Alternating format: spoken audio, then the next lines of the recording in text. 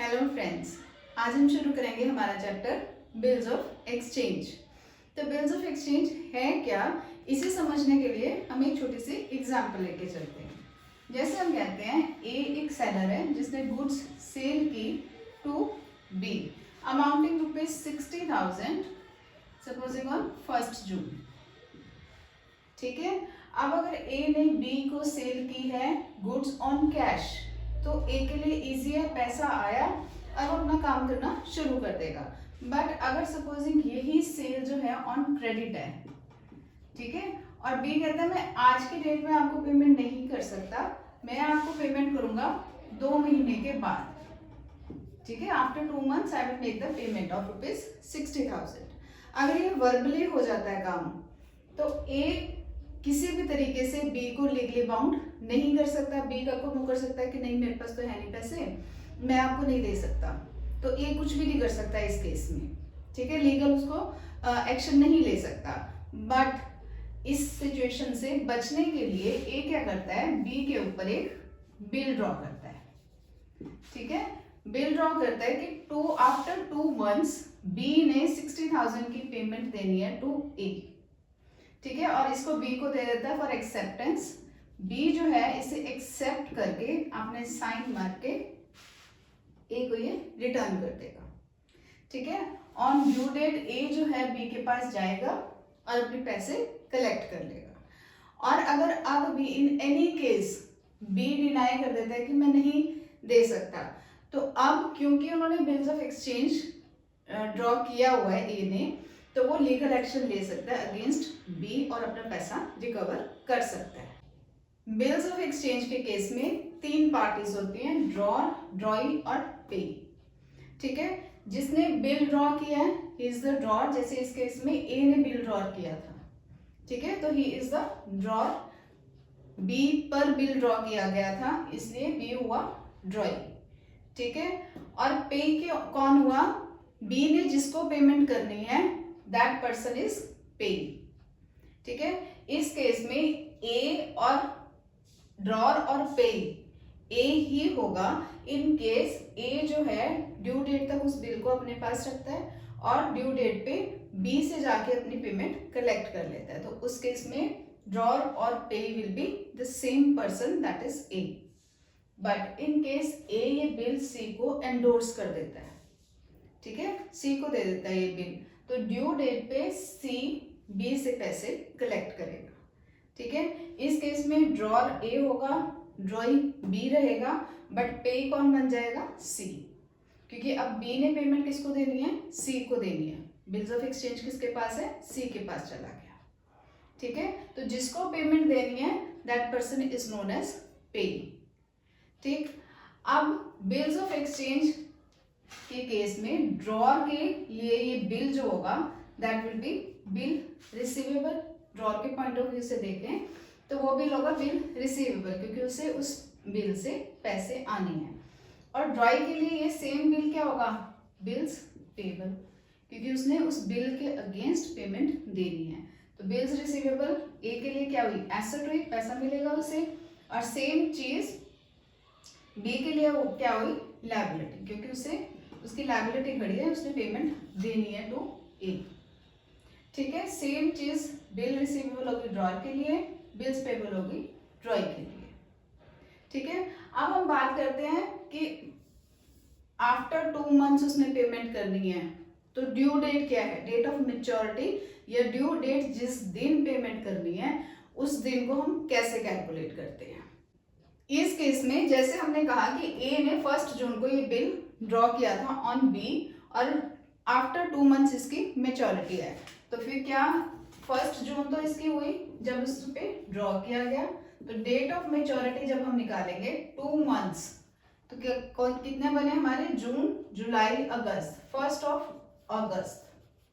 ठीक है, प्लस हम करेंगे 3 days ऑफ ग्रेस। ये ध्यान रखना है, डेट ऑफ मेच्योरिटी निकालते हुए हमें 3 days ऑफ ग्रेस देने पड़ते हैं। ठीक है, तो हमारी एक्चुअल ड्यू डेट कितनी बनी, 4 अगस्त। क्लियर है ये चीज, जितने भी आपके डेट है उसमें 3 days ऑफ ग्रेस हमें देने पड़ेंगे to find out the date of maturity. ठीक है, अब ये है कि मंथ्स के हिसाब से हम चले हैं, तो हमने पूरे का पूरा महीना लेना है। जैसे हम कहते हैं फेब में हमारे होते हैं 28 डेज या 29 डेज। ठीक है, तो अब हमने डेज की कैलकुलेशंस नहीं करनी है। मंथ मतलब फुल मंथ, चाहे उसमें 30 दिन है, 31 दिन है, 28 दिन है। मंथ मतलब कंप्लीट मंथ। ठीक है, जैसे हम कहते हैं अगर सपोजिंग 30th ऑफ जनवरी को बिल ड्रॉ किया फॉर 1 मंथ। ठीक है, 30th जनवरी को बिल ड्रॉ किया फॉर 1 मंथ, तो उसकी डेट ऑफ मेच्योरिटी कितनी आई? 28th of Feb. ठीक है, अब हम उसके 2 दिन और एक्स्ट्रा करके भी 30 का 30 तक हमने लेके जाना है, ऐसा कुछ नहीं करेंगे। मंथ मतलब पूरा complete month plus 3 days of grace हम लेंगे, तो हमारी बनेगी 3rd मार्च। क्लियर है ये चीज? मंथ में हमने पूरा कंप्लीट मंथ लेकर ही चलना है। बट अगर यही चीज होता डेज में, ठीक है, अगर हम कहते हैं 60 डेज, अब मंथ्स की जगह हम डेज को लेके चल रहे हैं, उस केस में फर्क पड़ेगा कि मंथ 30 का है, 31 का है या 28 डेज का है। क्लियर है? उसमें हम डेज के हिसाब से काउंट करेंगे। 28 डेज का अगर मंथ है तो 28 डेज ही कैलकुलेट करेंगे, फिर हमने मंथ्स की कोई कैलकुलेशंस नहीं करनी है। क्लियर है? अभी एक एग्जाम्पल करते हैं, उससे और क्लियर होगा आपको। इसमें कुछ पॉइंट्स याद रखने वाले हैं कि अगर सपोजिंग आपकी डेट ऑफ मेच्योरिटी, ठीक है, after including 3 days of grace, अगर आपकी डेट ऑफ मेच्योरिटी जो आएगी वो एक गजटेड हॉलीडे या पब्लिक हॉलीडे निकलती है, ठीक है, तो हमारी डेट ऑफ मेच्योरिटी जो होगी 1 डे अर्लियर होगी। जैसे हम कहते हैं सपोजिंग हमारी 3 डेज ऑफ ग्रेस ऐड करने के बाद 15 अगस्त की डेट निकली है, तो 15 अगस्त तो हॉलीडे होती है, पब्लिक हॉलीडे है, तो हमारी डेट ऑफ मेच्योरिटी क्या बन जाएगी? एक दिन पहले की, that is 14th of August. Similarly अगर सपोजिंग इमरजेंसी कोई हॉलीडे गवर्नमेंट ने डिक्लेयर कर दी, ठीक है, कोई सेंट्रल मिनिस्टर की डेथ होगी, किसी भी कारण से अगर गवर्नमेंट ने इमरजेंसी हॉलीडे डिक्लेयर कर दिया है, तब 3 डेज ऑफ ग्रेस ऐड करने के बाद हमारी डेट ऑफ मेच्योरिटी जो भी आएगी एक दिन बाद की हम लेंगे। ठीक है, सपोजिंग हम कहते हैं 1 जून की बन रही थी, तो अब डेट ऑफ मेच्योरिटी क्या आ जाएगी आपकी? दैट इज 2 जून। ये ध्यान रखना है, अगर पब्लिक हॉलीडे है तो एक दिन पहले की लेंगे, और अगर इमरजेंसी हॉलीडे है तो एक दिन बाद की लेंगे। ठीक है, एक छोटा सा क्वेश्चन करके देखते हैं, तो ये सारे पॉइंट्स आपको बहुत अच्छी तरीके से क्लियर हो जाएंगे। तो क्वेश्चन में जैसे हमें दे रखा है कि बिल ड्रॉ किया गया 23 ऑफ नवंबर 2019 को फॉर 2 मंथ्स। अब हमें निकालें डेट ऑफ मेच्योरिटी क्या है, तो कैसे निकालेंगे?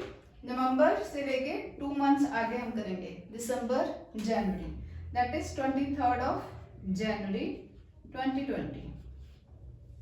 ठीक है, plus 3 days of grace, 26 of Jan आ गई। 26 ऑफ जनवरी क्या होती है? 26 जनवरी की छुट्टी होती है, that is a public holiday.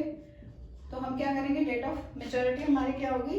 एक दिन पहले की, तो हमारा कितनी आएगी? 25 ऑफ जनवरी 2020।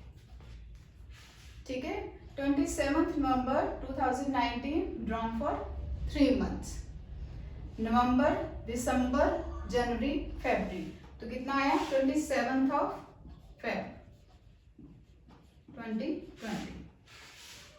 ठीक है, डेट ऑफ मेच्योरिटी ये है, प्लस 3 डेज ऑफ ग्रेस लें। 3 डेज के लिए फरवरी का महीना लीप ईयर है, ये 29 का होगा, 2 डेज फरवरी के प्लस 1 ऑफ मार्च, 3 डेज हो गए, 3 डेज ऑफ ग्रेस, तो हमारी मेच्योरिटी डेट क्या निकली? 1 मार्च 2020। ठीक है, क्लियर है ये चीज? 27 वैसे हमारी बन रही थी, 3 डेज ऑफ ग्रेस हमने देने हैं, जिसमें से 2 दिन हमारे फरवरी के क्योंकि लीप ईयर है, और 1 दिन हमारा मार्च का, तो टोटल हुए 3 डेज। तो मेच्योरिटी डेट क्या बनी हमारी? 1 ऑफ मार्च। नेक्स्ट 23 मई 2019। अब ये चीज है डेज में, मंथ नहीं है, अब डेज में जाना है हमें। तो ठीक है, तो मई में कितने दिन लेफ्ट रहे? 7 days of May, 30 days of June, 23 जुलाई तक हमारे टोटल करके देखेंगे तो हमारे 60 days कवर हो जाते हैं, प्लस 3 days ऑफ ग्रेस लेंगे तो हमारी मेच्योरिटी डेट बनेगी 26 जुलाई। 26 जुलाई 2019 की हमारी डेट ऑफ मेच्योरिटी बनेगी। नेक्स्ट वो कहते हैं 13 जुलाई 2019 है और हमारे को दे रखे 30 days। अभी भी हमें क्या है, डेज ही दे रखे हैं। तो जुलाई में कितने दिन बचे हैं अभी हमारे? 18 days। जुलाई के हुए 12 days हुए हमारे अगस्त के, ठीक है, प्लस 3 days ऑफ ग्रेस हम ऐड करेंगे तो बनेगी हमारी डेट 15 अगस्त। 15 अगस्त पब्लिक हॉलीडे, एक दिन पीछे का ले लें तो हमारी आएगी 14 अगस्त 2019, ठीक है।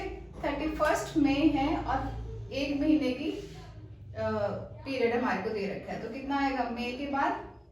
30 जून, ठीक है, प्लस 3 days ऑफ ग्रेस अगर हम लेंगे तो हमारी डेट बनेगी 3 जुलाई। क्लियर? तो ये बनेगी 3 जुलाई 2019। क्लियर है ये सारा क्वेश्चन?